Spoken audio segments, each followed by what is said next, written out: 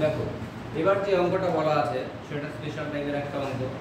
হ্যাঁ, এটাও আমরা খুব সহজ নিয়মে করার চেষ্টা করবো, খুবই ছোট নিয়মে। দেখো অঙ্কটা আগে আমরা বোঝার চেষ্টা করবো অঙ্কটাতে কি বলা আছে। বলা আছে এ ও বি একত্রে একটি কাজ যত ঘন্টায় করে এর একা সেই কাজ করতে 16 ঘন্টা বেশি লাগে এবং বি এর একা সেই কাজ করতে 4 ঘন্টা বেশি লাগে। তাহলে কন্ডিশনটা এরকম দেওয়া আছে, এ আর বি একসাথে যত সময় করে, এ যদি একাই করে তার থেকে 16 ঘন্টা বেশি সময় লাগবে, আর বি একাই করলে তার থেকে কত ঘন্টা? 4 ঘন্টা। মানে কথার কথা ব্যাপারটা এরকম, এ প্লাস বি এর জন্য যদি x ঘন্টা সময় লাগে, তাহলে সেখানে এ একা করলে সময় লাগবে কত? x প্লাস 16 ঘন্টা, আর বি একা করলে কত সময় লাগবে? x প্লাস 4 ঘন্টা। এরকম একটা কন্ডিশন দেওয়া আছে, ঠিক আছে? এরকম একটা কন্ডিশন দেওয়া আছে।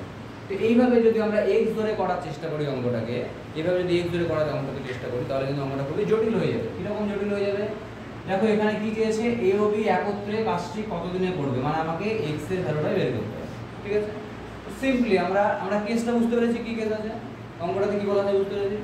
এবার আমরা সিম্পলি এটাকে সলভ করব। এইরকম যখন অঙ্ক থাকবে যে এ আর বি এর জন্য যে সময়টা, তার থেকে একজন 16 ঘন্টা বেশি আর একজন 4 ঘন্টা বেশি, মানে সময়গুলো বেশি বেশি করে দেওয়া আছে, তখন একত্রে করতে সময়, একবারে আমরা এক লাইন অঙ্কটা করবো। একত্রে করতে সময় কি করব? প্রথমে বর্গমূল করব। কার বর্গমূল করব? যেই সময় দুটো দেওয়া আছে, এর লাগে 16 ঘন্টা বেশি, বি এর লাগে 4 ঘন্টা বেশি, সেটাকে গুণ করে দেবো এত ঘন্টা। এটাই আমাদের উত্তর চলে আসবে। তাহলে কি বললাম, এর যত ঘন্টা বেশি লাগছে সেটাকে লিখলাম, গুণ বি এর যত ঘন্টা সময় বেশি লাগছে সেটাকেও লিখলাম। এইটাকে যদি আমি গুণ করে বর্গমূল করে দিই তাহলে উত্তরটা চলে আসবে। বলো 4 সরম কত হয় বলো? 64, মানে কত ঘন্টা পাবো?